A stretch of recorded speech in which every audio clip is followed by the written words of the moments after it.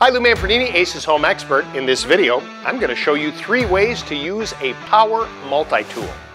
A multi-tool is a high-speed oscillating tool that you can put a variety of bits and sanding attachments on the end. Now, these tools typically vibrate at about 10,000 RPM, and with the proper bit, you can do a bunch of different tasks.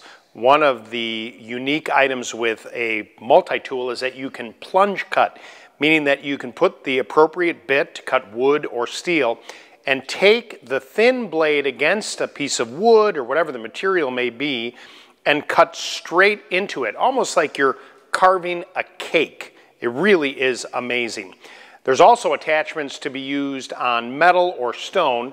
It's a terrific option when it comes to removing grout, because you get precise control and you can hold the tool firmly as you remove the grout for regrouting, say, a shower or tile floor.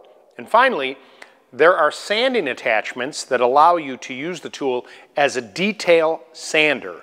While these are 3 common uses of a multi-tool, depending on the bit that you put into it, it can do a variety of projects. Coming up next, my video on 3 ways to use a miter saw.